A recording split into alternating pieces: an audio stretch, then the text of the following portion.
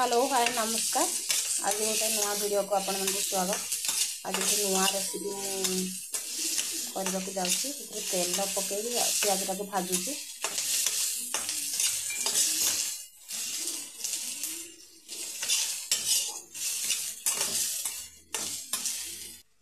घरे किसी परिबा नथिला से केवल आलू रे गोटे रेसिपी करी। आलू एवं चावल रे वेजिटेबल पलौ भाया हम।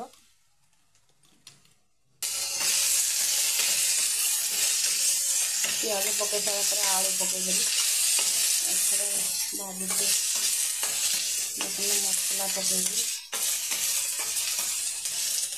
देखो अदा रसुण कंचा लंका को नहीं गोटे पेस्ट तैयारी करी। कंचा लंका टे अदा रसुण पेस्ट पकईदेली।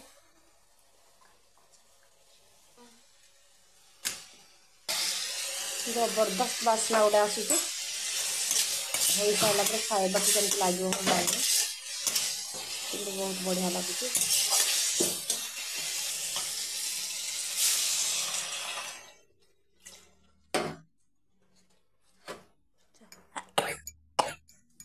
आर ग्लास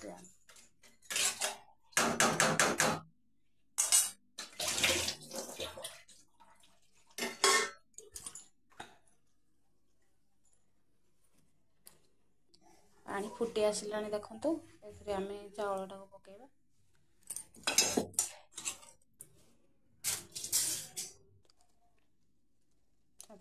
गुआ घिया पकेबा।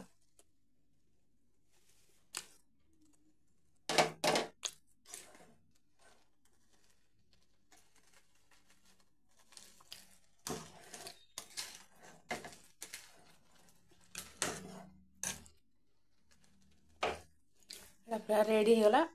तापर रेसिपीटा जो भल लगा तेज लाइक शेयर और सब्सक्राइब करने को जमा भी भूलें। जय जगन्नाथ नमस्कार।